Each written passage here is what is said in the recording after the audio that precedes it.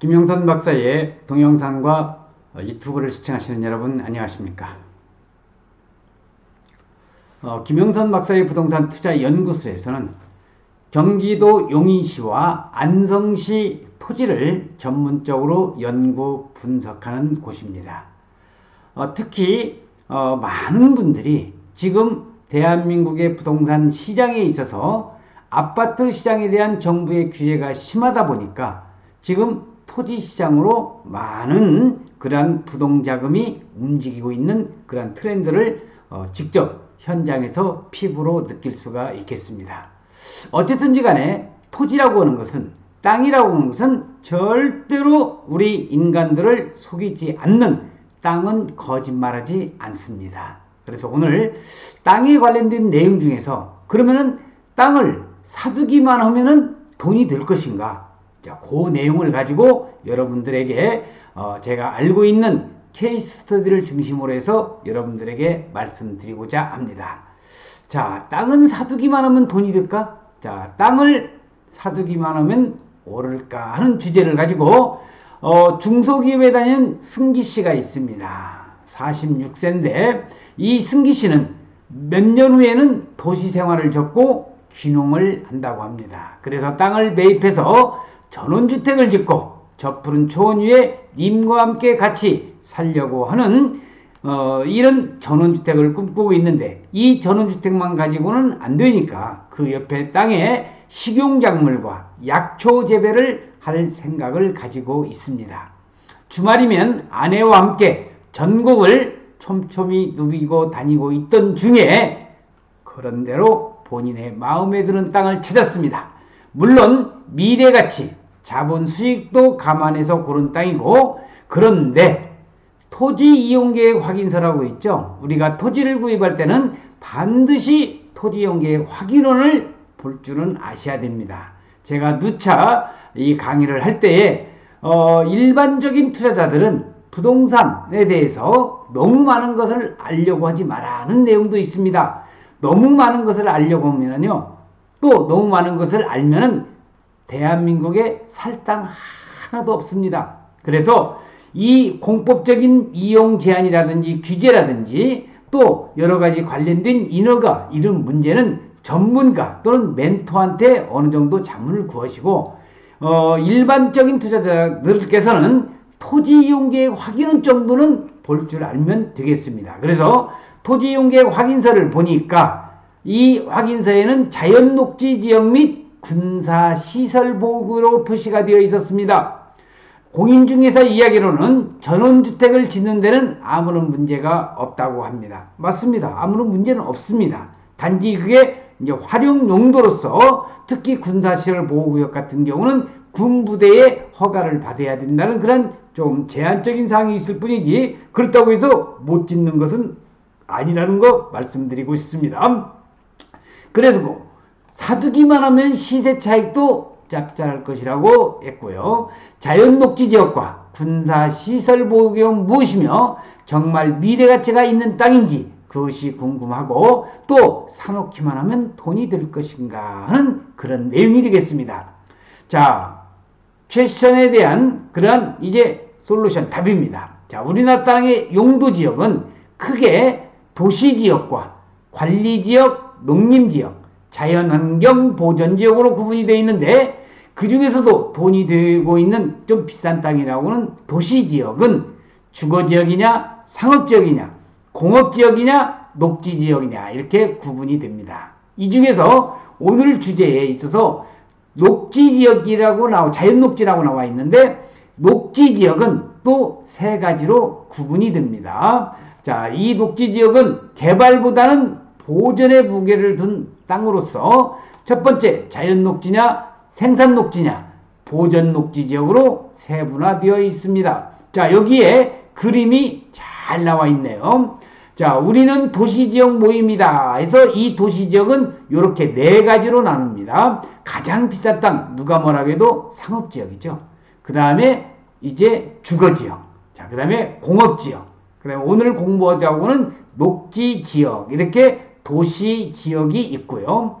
이 용도지역의 4개 중에 첫 번째가 도시지역이고, 두 번째는 여기 나와 있는 관리지역이 되겠습니다. 그래서 관리는 이제 생산관리, 보전관리, 투자자들이 많은 것을 찾고 있는 개입관리 지역이 있고요. 그 다음에 농림지역이 있습니다. 농사를 짓는 땅입니다. 그래서 농림지역은 종전에 국토이용관리법, 국토계획 및 이용에 관한 법률이 생기기 이전에 70년대, 80년대에 국토이용관리법이 있었는데 국토이용관리법 당시에 이 농림지역은 계획관리, 절대농지냐 상대농지냐 이렇게 구분을 했었는데 제가 방송에서 누차 얘기를 했듯이 이제 절대농지, 상대농지는 없어졌습니다. 그래서 국토계획 및 이용에 관한 법률에서 절대농지는 농업진흥구역, 상대 농지는 농업보호구역으로 바뀌었다는 것 알아두시고 그 다음에 말 그 자체로 자연환경을 보존하기 위한 자연환경보전지역. 그래서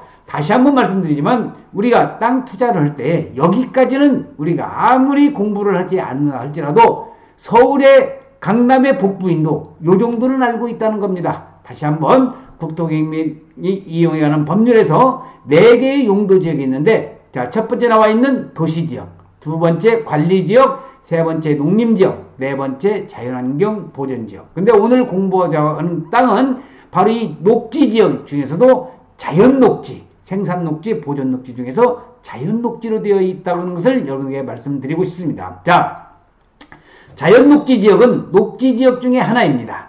자연환경을 비롯해서 다세대 및 다가구 주택까지도 지을 수 있는데 그러면은 당연히 전원주택도 신축할 수가 있지만 딱 이게 걸림돌이죠. 건폐율입니다. 건폐율 20%와 용적률 50에서 100%. 이것은 이제 시도 조례에 따라서 조금씩 차이가 있다는 것 참고적으로 알아두시고요.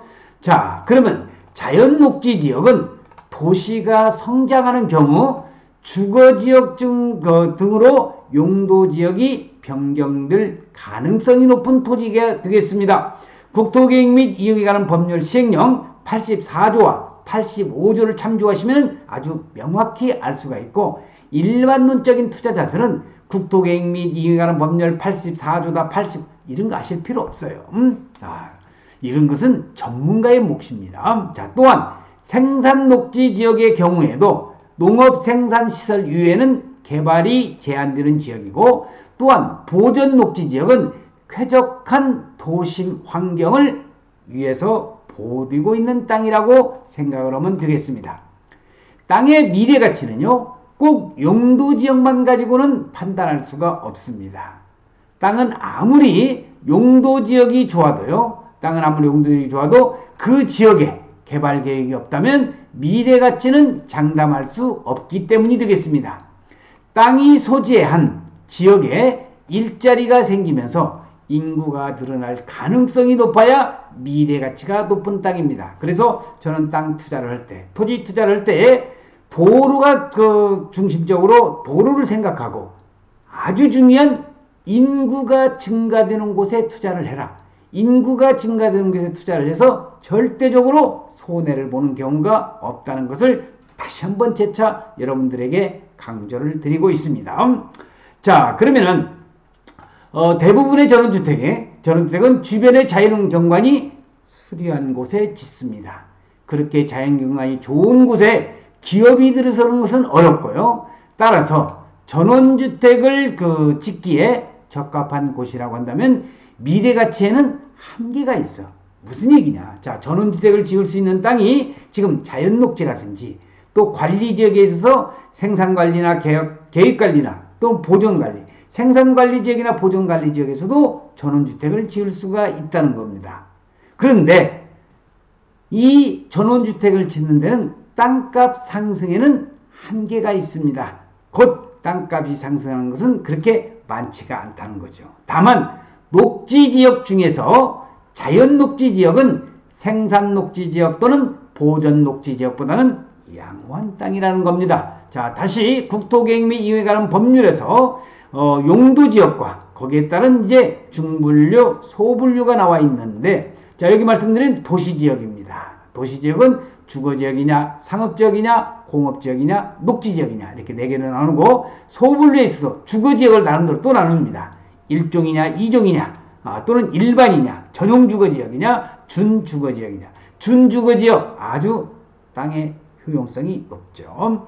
자, 그 다음에 도시지역의 상업지역에 있어서 중심, 일반, 유통, 근린 상업지역으로 구분이 되고, 특히 중심 상업지역은 건폐율과 용적률이 엄청나게 높은 거죠. 그만큼 활용 가치가 높다는 거죠. 공업지역은 전용주거지역이냐, 일반 공업지역이냐, 또는 준공업지역이냐로 구분이 되고요. 녹지지역, 오늘의 주제입니다. 보전녹지냐, 생산녹지냐, 자연녹지. 그 중에서도 자연녹지가 가장 활용성이 높다는 거 참조적으로 알아두시고, 관리지역은 보전, 생산, 계획관리로 나누고 있고요. 자, 농림지역은 농업진흥구역이냐, 농업보호구역이냐. 자연환경보전지역은 말 그대로 자연환경을 보존시키기 위한 자연환경 보전지역이 되겠습니다. 자, 그래서 국토개혁 및 이용하는 법률에서 우리가 4가지 용도지역은 꼭 알아두셔야 하는 거예요. 도시지역이냐, 관리지역이냐, 농림지역이냐, 자연환경 보전지역. 조금 더 알고 싶다. 그런다면 중분류에 있어서 도시지역을 주거지역, 상업지역, 공업지역, 녹지지역으로 구분되고, 관리지역을 계획관리냐, 생산관리냐, 보전관리냐, 농림지역은 농업진흥구역이냐, 농업보호구역이냐, 이렇게 구분된다는 요 정도까지만 알아도요, 일반 투자자로서는 아주 상당한 그런 지식을 섭렵한 거나 마찬가지이기 때문에 이 이상, 더 이상은 이제 들어가면은 어떻게 해요? 너무 많이 알려보면 다칩니다.